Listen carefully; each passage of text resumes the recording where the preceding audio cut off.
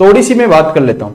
Okay, three phase transformer की, यहां पे आपको लिख रहा होगा कि जो थ्री फेज ट्रांसफॉर्मर होता है सेम एज आपका सिंगल फेज ट्रांसफॉर्मर की तरह होता है, लेकिन यहां पे जो पावर होगा उसका 3 गुना हो जाएगा। जो सिंगल फेज आपका ट्रांसफॉर्मर होता था वो आपके पास जैसे कि आपको 20 केवीए पावर दे रहा है, तो ये आपके पास 60 केवीए आपको पावर देने लग जाएगा। 60 केवीए आपको ये पावर देने लग जाएगा। सेम वर्किंग तो आपका सिंगल फेज ट्रांसफॉर्मर जैसा ही रहेगा। अब देखो कि आपने थोड़ा बहुत जाना होगा, थोड़ा बहुत आप जानते होंगे कि सर यहां पे आपके पास इंडिया के अंदर इलेक्ट्रिसिटी जनरेट होती है। ओके, जनरेट होती है तो इसके बाद आप लगा देते हो सर, इसके बाद आप लगा देते हो सर ट्रांसफॉर्मर, और इसके बाद क्या कर देते हो भैया, इसका ट्रांसमिट कर देते हो, इसको ट्रांसमिट कर देते हो, और इसके बाद फिर ट्रांसफॉर्मर लगा देते हो। ओके, इसके बाद भैया आप डिस्ट्रीब्यूट कर देते हो, इसके बाद आप डिस्ट्रीब्यूट कर देते हो। ओके, अब देखो सर, अब यहां पे ये ट्रांसफॉर्मर है, अभी मैंने नहीं बताया कि ये कौन से टाइप का आपके पास ट्रांसफॉर्मर है, स्टेप अप है, स्टेप डाउन है, अभी तक कुछ नहीं बताया, डेल्टा है, स्टार है, कुछ नहीं बताया। ओके, तो यहां पे देखो कि यहां पे हो रहा है मेरे भाई ट्रांसमिशन, यहां पे हो रहा है आपके पास ट्रांसमिशन। ओके, यहां पे हो रहा है जनरेशन। जो इंडिया के अंदर मेरे भाई जनरेशन होता है वो 11 केवी का होता है। कितना होता है? 11 केवी का इंडिया के अंदर जनरेशन होता है। अब जो ट्रांसमिशन होता है सर, यहां पे आपके पास ये ट्रांसमिशन होगा, इसके बाद ये भैया आपके पास क्या होता है, डिस्ट्रीब्यूशन होता है, इसके बाद डिस्ट्रीब्यूशन होता है, और इधर आपके पास लोड कनेक्टेड हो जाते हैं आपके जो घरों में आप यूज करते हो। ठीक है सर, अब आपने बोला कि सब जनरेशन जब 11 केवी का होता है तो आप कई बार सुनते हो कि ये 400 केवी का लाइन है भैया, ये 33 केवी का लाइन है, ये 33 केवी का लाइन है, ये 400 केवी का लाइन है। तो आप ये कैसे बता पाते हो, जब आपके पास इंडिया के अंदर जनरेट ही 11 केवी हो रहा है तो आप 400 केवी का ट्रांसमिशन कैसे कर रहे हो? आप वहां पे कैसे बता रहे हो कि वहां पे 33 केवी का ट्रांसमिशन लाइन है, वहां पे कैसे बता रहे हो कि ये 66 केवी का ट्रांसमिशन लाइन है? तो बच्चे वो इसलिए बताते हैं क्योंकि हम यहां पे क्या लगा देते थे भैया, एक 3 फेज ट्रांसफॉर्मर लगा देते हैं। यहां पे क्या लगा देते हैं, एक 3 फेज ट्रांसफॉर्मर लगा देते हैं जिसका नाम होता है स्टेपिंग अप, मतलब step up, step up transformer. मतलब बच्चे ये क्या करता है कि जो आपके पास इनपुट जो होता है, जो वोल्टेज होता है, उसको स्टेप अप कर देता है। अभी मैंने नहीं बताया कि डेल्टा लगाओगे, स्टार लगाओ, कुछ भी लगाओगे, मैंने सिर्फ इतना बोला है कि यहां पे स्टेप अप आप ट्रांसफॉर्मर लगाते हो। तो भैया ये 11 केवी को है ना स्टेप अप कर देगा। मतलब मान लो कि 11 केवी था, उसको ये 400 केवी के अंदर ये इसका कन्वर्ट कर देगा। तो 400 केवी के अंदर इसको कन्वर्ट किया, इसको अब हम क्या कर देते हैं, ट्रांसमिट कर देते हैं। ये ट्रांसमिशन हो गया। ट्रांसमिशन करने के बाद यहां पे स्टेप डाउन हम ट्रांसफॉर्मर लगा देते हैं। क्या लगा देते हैं भैया, स्टेप डाउन ट्रांसफॉर्मर हम लगा देते हैं। अब 400 केवी को आप इसको स्टेप डाउन कर देते हो। ओके, इसको डाउन कर देते हो, फिर उसके बाद आपके पास जो घरों में आती है 230 वोल्टेज जो आप घरों में यूज कर लेते हो। तो मतलब आपने बोला कि आपने 11 केवी को स्टेप अप करके 400 केवी के अंदर कन्वर्ट कर लिया, उसके बाद स्टेप डाउन करके उसको 230 वोल्टेज जो भी आपके घरों में यूज होता है उसमें आपने इसको कन्वर्ट कर लिया। तो सर ऐसा क्या होता है कि आप 11 केवी को डायरेक्टली यूज नहीं कर पाते, डायरेक्टली यूज नहीं कर सकते थे क्या? आपने 400 केवी में उसको ट्रांसमिट क्यों किया?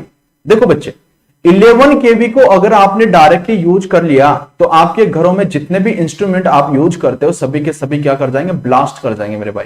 तो आप इसको डायरेक्टली यूज नहीं कर सकते हो। ओके, इसमें इतना फॉल्ट होता है इस करंट के अंदर, अगर इसको डायरेक्टली आपने यूज कर लिया तो इसके लिए एक कंडीशन होती है कि जो भी आप जनरेट करो उसको सबसे पहले ट्रांसमिट करो, और ट्रांसमिट करने के बाद वहां पे ट्रांसफॉर्मर लगा के उसको स्टेप डाउन करो। ये कंडीशन होती है। ये तो हो गई सर थोड़ी सी पावर सिस्टम की बात, थोड़ी सी ये तो पावर सिस्टम की बात हो गई।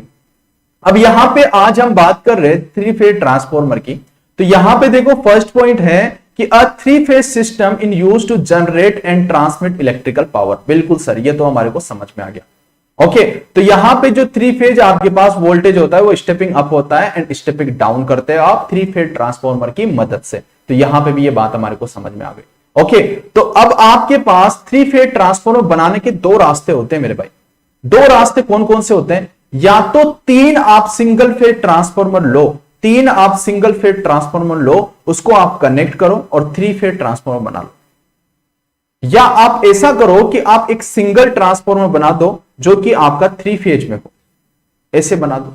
तो सर एक तो पॉसिबल है कि हम 3 ट्रांसफॉर्मर ले लेंगे और उसका 3 ट्रांसफॉर्मर लेने के बाद उसको क्या कर देंगे भैया 3 फेज ट्रांसफॉर्मर हम बोल देंगे। और अगर आपको डायरेक्टली ही 3 फेज ट्रांसफॉर्मर बनाना है तो डायरेक्टली ही आपको 3 फेज ट्रांसफॉर्मर बनाना ऐसे पॉसिबल नहीं है। डायरेक्टली 3 फेज ट्रांसफॉर्मर बनाने के लिए आपको या तो स्टार डेल्टा या डेल्टा स्टार या स्टार डेल्टा ये कंडीशंस आपको फॉलो करना पड़ेगा।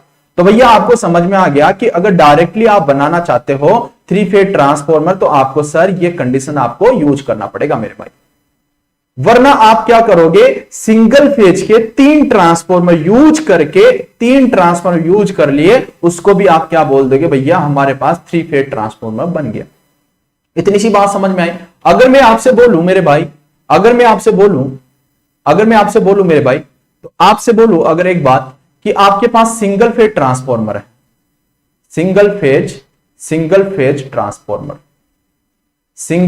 ट्रांसफॉर्मर, तो देखो सिंगल फेज ट्रांसफॉर्मर आप लिखोगे कि जो पावर होगी single phase transformer V phase I phase cos of y, ये होगी सर। यहां पे मान लो कि पावर फैक्टर आपके पास 0.8 है, यहां पे मान लो कि करंट आपके पास 9 एम्पीयर है, आप अपने हिसाब से कुछ भी मान लो 9 एम्पीयर है, आपके पास फेज वोल्टेज आप कुछ भी मान लो भैया, आपके पास 220 वोल्टेज, आप जो भी मानना चाहो वो मान लो। अब तीनों को मल्टीप्लाई करोगे आपके पास 220 इंटू 9 एम्पियर इंटू 0.8, आपके पास पावर निकल के आ जाएगी। अब आपने क्या किया, ऐसे सिंगल ट्रांसफॉर्मर 3 ट्रांसफॉर्मर आपने कनेक्टेड कर दिए, सिंगल 3 ट्रांसफॉर्मर आपने कनेक्ट कर दिए। तो कनेक्ट करने के बाद आपके पास जो पावर आएगी सर ये तो हो गया sir V phase I phase cos of phi. अगर मैं इसको 3 से मल्टीप्लाई करूं तो ये मेरे पास 3 फेज की पावर आ गई, 3 फेज ट्रांसफॉर्मर पावर। तो भैया आपको समझ में आ गया कि अगर 3 फेज ट्रांसफॉर्मर आपको सिंगल फेज ट्रांसफॉर्मर से बनाना है तो 3 ट्रांसफॉर्मर लो और 3 ट्रांसफॉर्मर को 3 से मल्टीप्लाई कर दो, तो इससे 3 गुना ज्यादा आपको पावर मिल जाएगी, इसको 3 गुना आपको मिल जाएगी। इतनी सी बात हमारे को समझ में आ गई। अब यहां पे देखो सर 3 फेज जो सिस्टम होता है, अगर मैं 3 फेज बैलेंस सिस्टम की बात करता हूं, 3 फेज बैलेंस सिस्टम, बड़े ध्यान से सुनते जाओ, 3 फेज बैलेंस सिस्टम और क्या क्या चीज याद रखना है वो सारी चीजें मैं आपको बता दूंगा। अब देखो 3 phase balance system, 3 phase balance system ये किसको बोला जाता है भैया, 3 फेज बैलेंस सिस्टम किसको बोला जाता है? एक तो आप बोलते हो कि सर यहां पे जो फेज डिफरेंस है वो 120 डिग्री का होना चाहिए। बैलेंस सिस्टम किसे बोलते हो भैया, फेज डिफरेंस आपके पास कितना होना चाहिए, फेज डिफरेंस कितना होना चाहिए? आप बोलोगे सर फेज डिफरेंस जो होना चाहिए तीनों वाइंडिंग के बीच में वो कितना होना चाहिए सर, 120 डिग्री। सेकेंड कंडीशन आप क्या बोलोगे कि सर यहां पे जो मैग्नीट्यूड होगा, वोल्टेज होगा, तो उसका मैग्नीट्यूड कितना होना चाहिए, सेम होना चाहिए मेरे भाई। तो आप बोलोगे सर मैग्नीट्यूड सेम होना चाहिए सर। इतनी सी बात समझ में आई सर, मैग्नीट्यूड सेम होना चाहिए, बिल्कुल सर। अभी तक आपने कुछ नहीं बताया, आपने इतना बताया कि एक तो आपके पास एक सिंगल फेज के ट्रांसफॉर्मर था एक, अगर आपने 3 सिंगल फेज के ट्रांसफॉर्मर ले लिए और उसको 3 से मल्टीप्लाई कर दोगे तो वही पावर देगा जो सिंगल फेज ट्रांसफॉर्मर आपका दे रहा था, लेकिन उसका 3 गुना ज्यादा दे देगा ना सर। अभी मैं 3 फेज ट्रांसफॉर्मर पे नहीं आया हूं, अभी मैं सिंगल फेज से 3 फेज ट्रांसफॉर्मर बना रहा हूं, सिंगल फेज से 3 फेज ट्रांसफॉर्मर बना रहा हूं। तो बच्चे देखो कि अगर 3 फेज बैलेंस की बात करूं तो बैलेंस किसे बोला जाता है, उसे ही बोला जाता है कि भैया आपके पास जो RYB फेज होगा उनके बीच में फेज डिफरेंस 120 डिग्री हो और मैग्नीट्यूड सेम हो, और मैग्नीट्यूड सेम हो। चलो ठीक है सर, इतनी समझ में आ गई बात। अब देखो बच्चे, अब हमारे पास, अब देखो ये 3 ट्रांसफॉर्मर ले लिए, ये सब के सब सिंगल फेज ट्रांसफॉर्मर है, ये भी सिंगल फेज ट्रांसफॉर्मर, ये भी सिंगल फेज ट्रांसफॉर्मर, ये भी आपके पास सिंगल फेज ट्रांसफॉर्मर।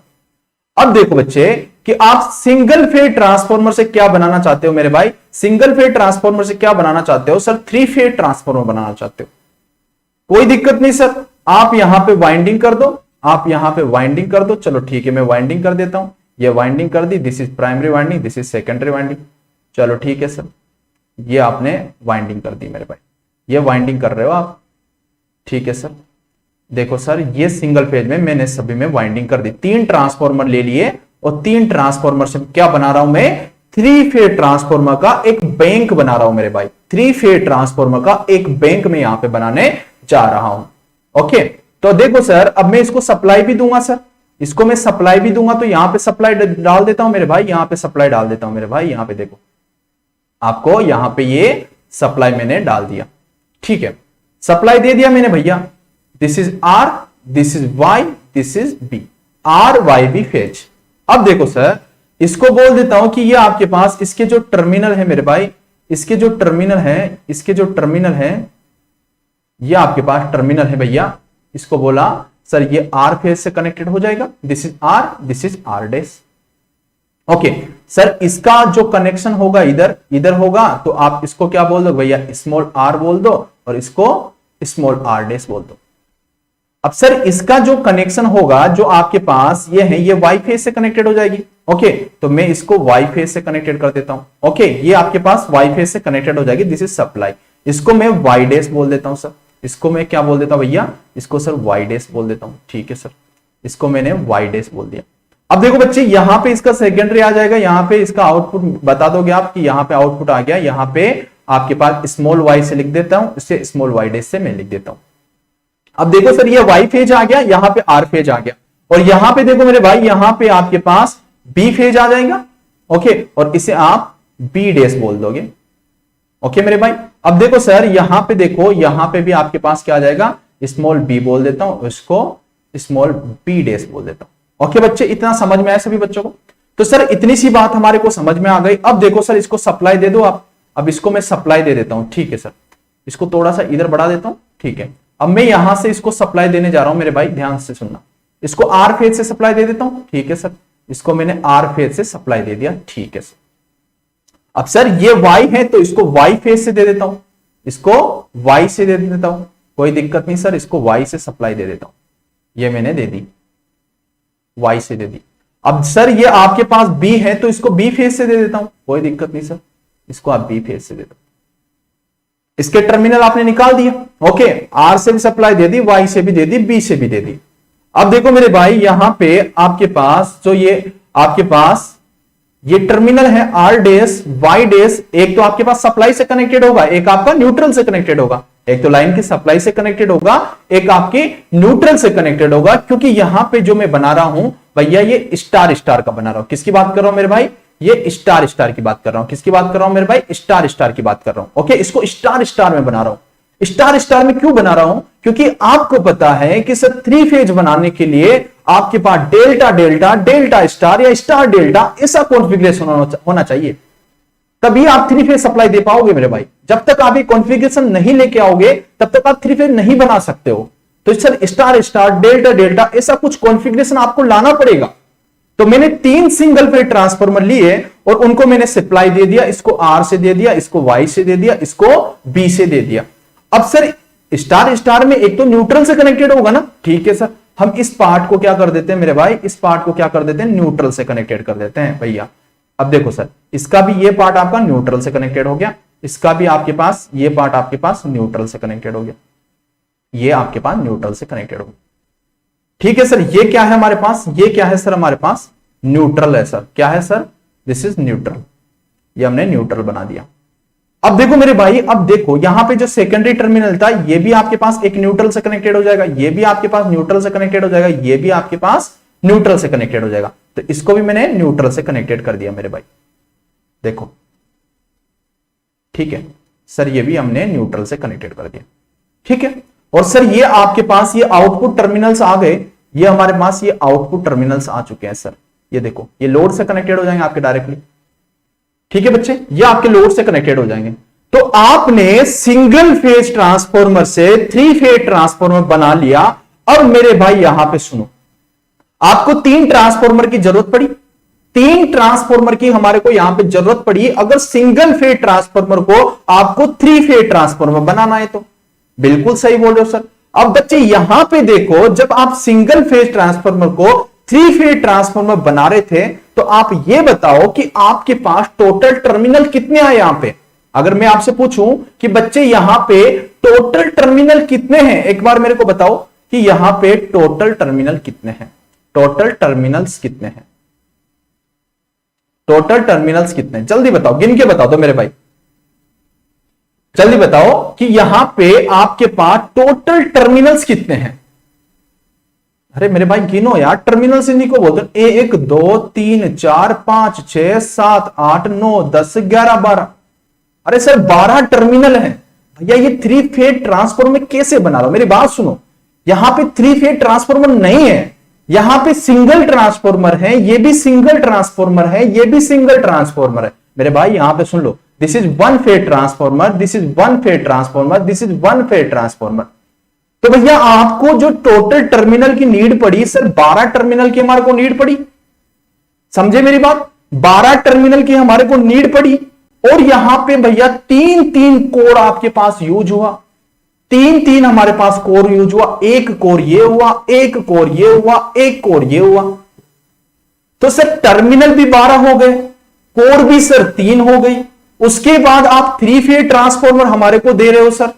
तो आप ये बताओ कि आपके पास जब 3 ट्रांसफॉर्मर आपने यूज किए, ओके, और 3 ट्रांसफॉर्मर की जगह अगर मैं एक कोर ही यूज कर लूं, एक कोर ही मैं यूज कर लूं, उसी पे मैं सारी सप्लाई दे दूं, तो वो ज्यादा बेनिफिशियल होगी या ये ज्यादा बेनिफिशियल होगा?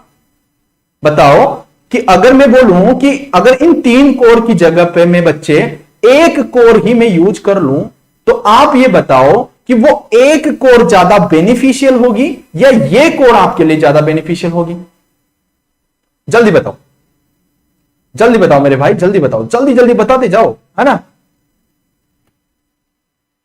देखो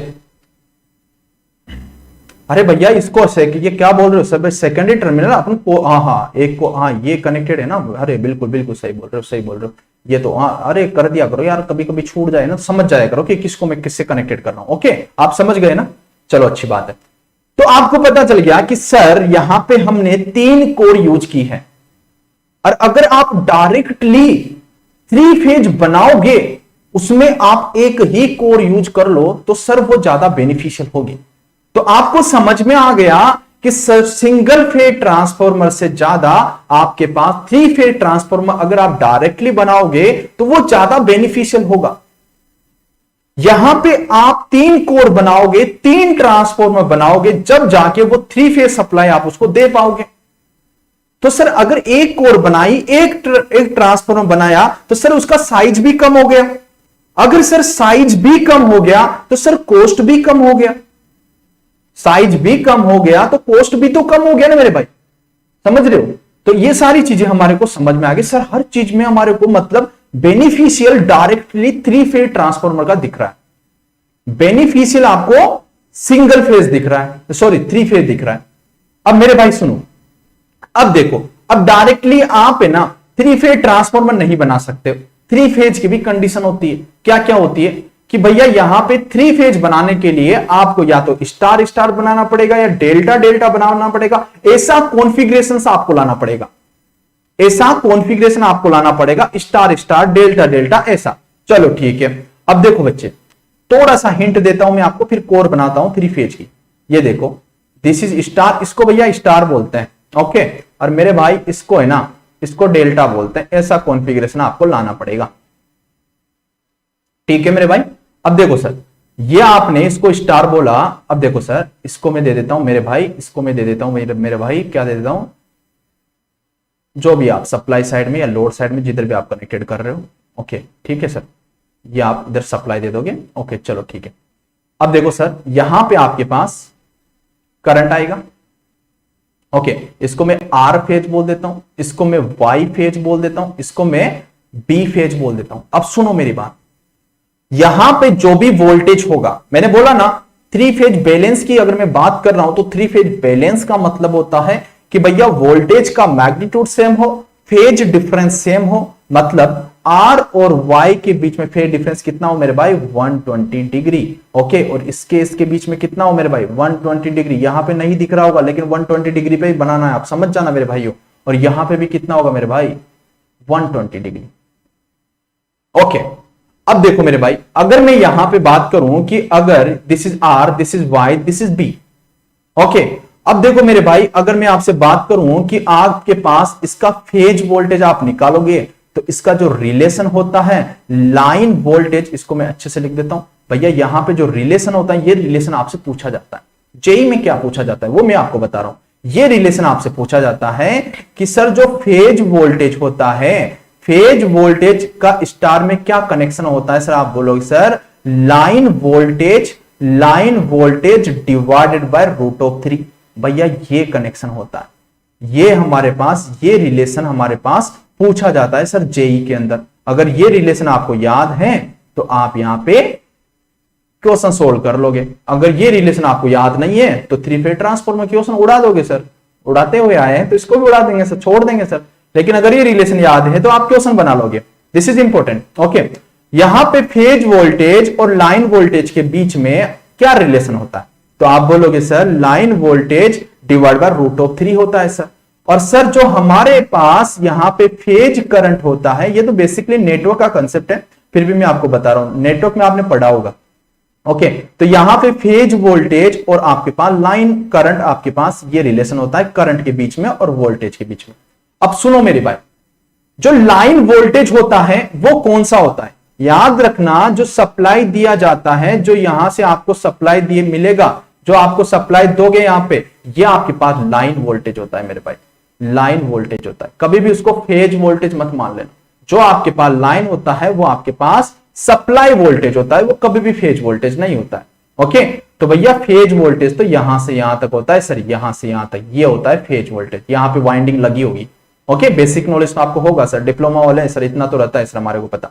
चलो ठीक है। अब बच्चे ये आर वाई बी मैंने यहां पे बताया मेरे भाई, तो यहां पे देखो सर, यहां पे Y का एक टर्मिनल यहां पे कनेक्टेड होगा, इसको मैं बोल देता हूं Y डैश नाम दे देता हूं। B का एक टर्मिनल यहां पे होगा, उसको मैं B डैश नाम दे देता हूं। R का एक टर्मिनल यहां पे होगा, उसको मैं R डैश बोल देता हूं सर। देखो सर, यही तो आप कर रहे थे सर, यहां पे R का एक टर्मिनल और R डैश से कनेक्टेड था, बिल्कुल था ना भाई। Y का एक टर्मिनल आपके पास Y डैश से कनेक्टेड, B का एक टर्मिनल B डैश से कनेक्टेड। मेरे भाई यही तो हमने किया है सर, R का टर्मिनल R डैश से, B का टर्मिनल B डैश से, Y का टर्मिनल Y डैश से। ठीक है सर, ये तो हो गई सर स्टार की बात, इसे हम बोलते हैं भैया स्टार कनेक्शन।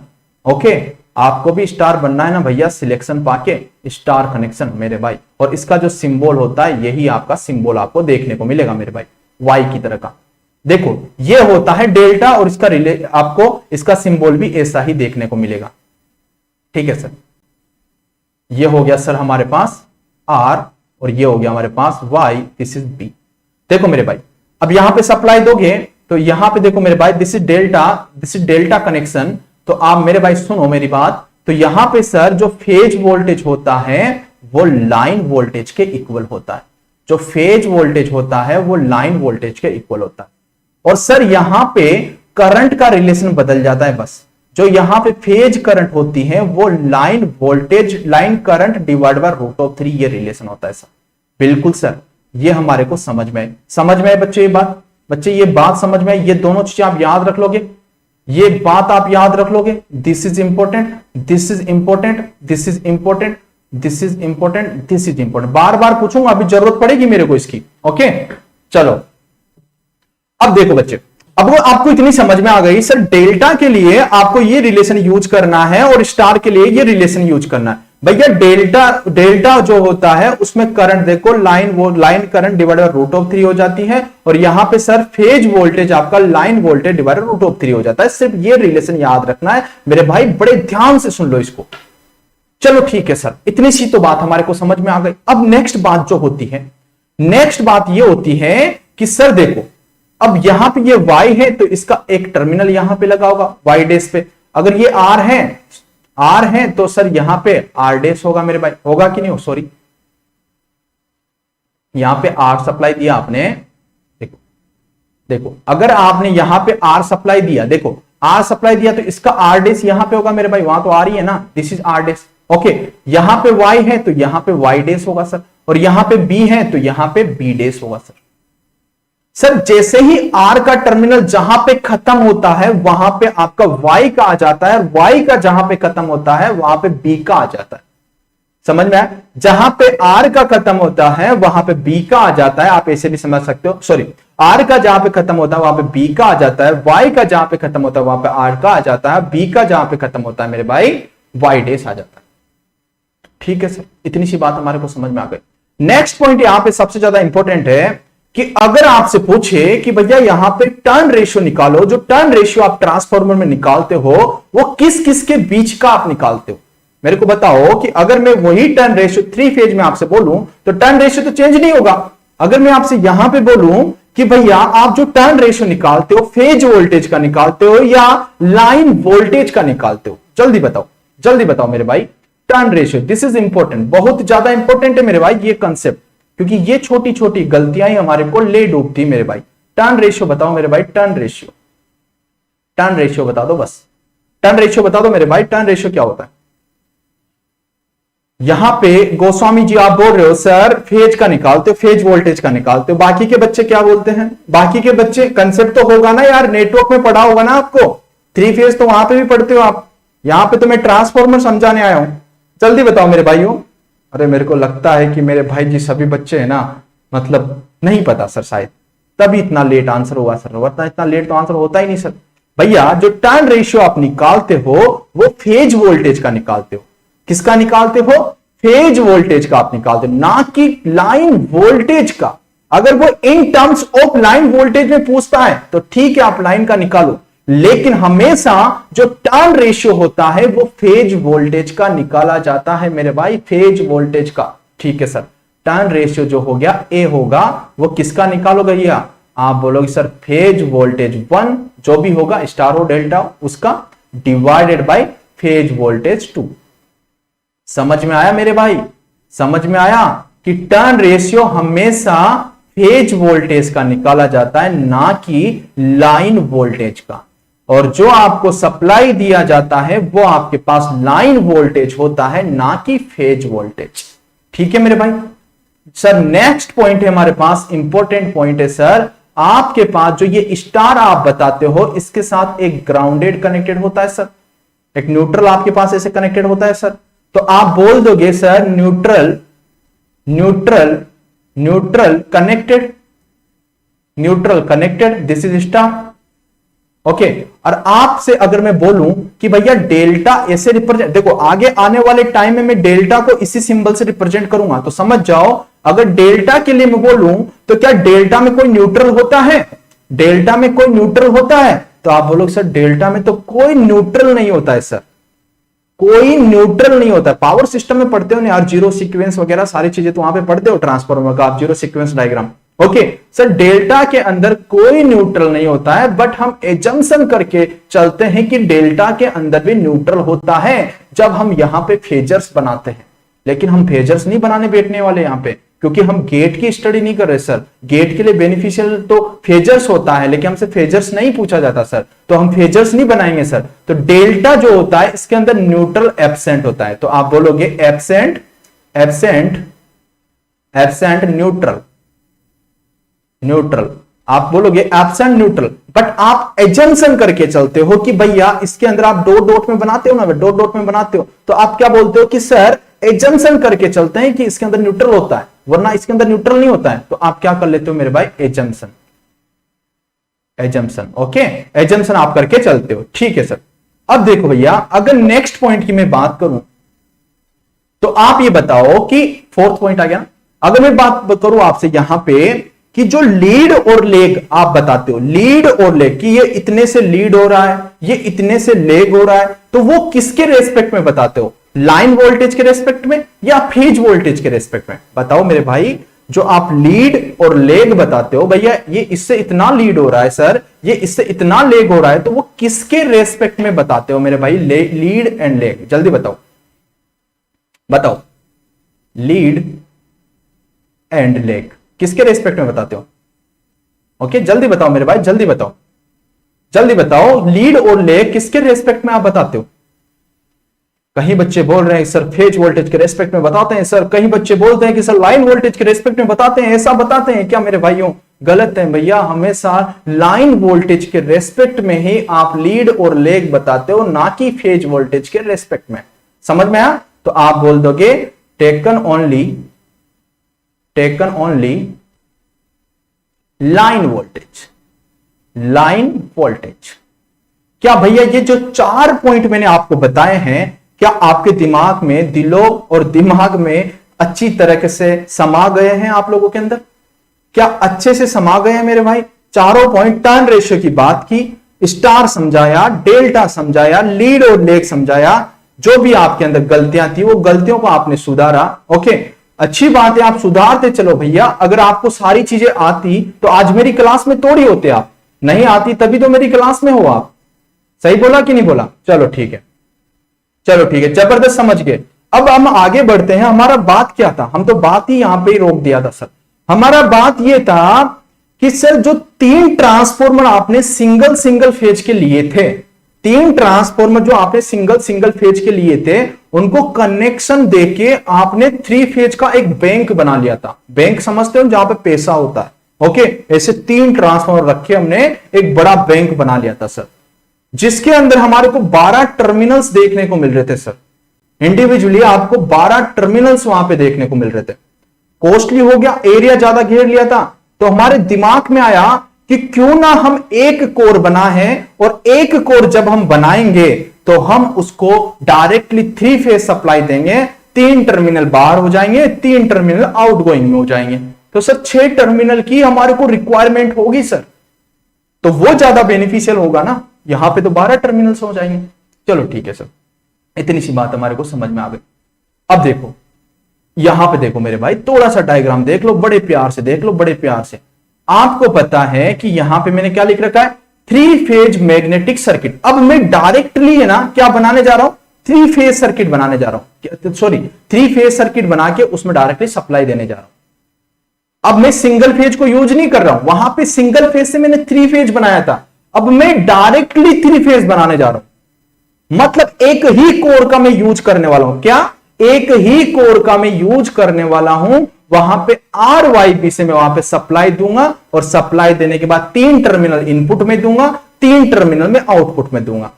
तो सर आपने बोला था, जब सिंगल फेज ट्रांसफॉर्मर आपने पढ़ाया था, तो उस टाइम पे आपने कोर टाइप, आपने एक तो कोर टाइप का कोर यूज किया था, एक आपने सेल टाइप का कोर यूज किया था, नहीं किया था? सिंगल फेज में एक तो कोर टाइप था और एक आपके पास सेल टाइप था।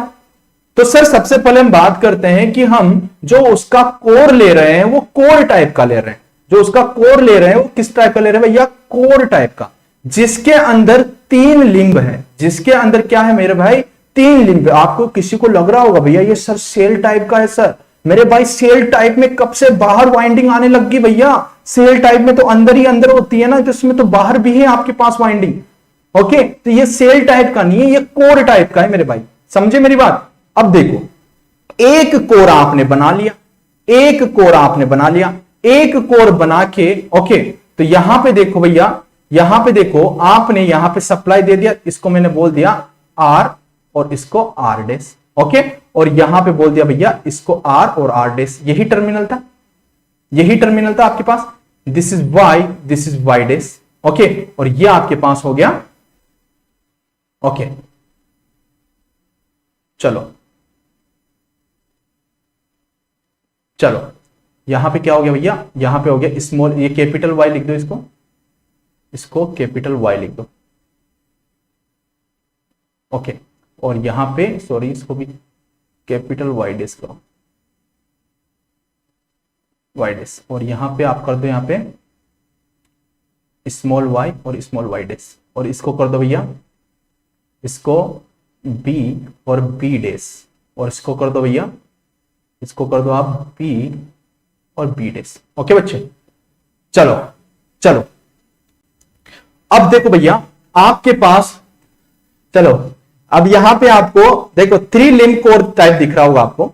तो यहां पे ये मेरे को बता सकते हो कि यहां पे लिंब कितने हैं, और मेरे को योग बता दो कि कितने लिंब हैं और कितने योग है। ये तो फटाफट से आप आंसर दे सकते हो, ये तो आप फटाफट से आंसर दे सकते हो भैया कितने यहां पे लिंब यूज हुए हैं और कितने यहां पे आपके पास योग यूज हुए हैं, अगर ये एक ही आपने कोर बनाया है तो। 3L, अरे वाह, बाकी के बच्चे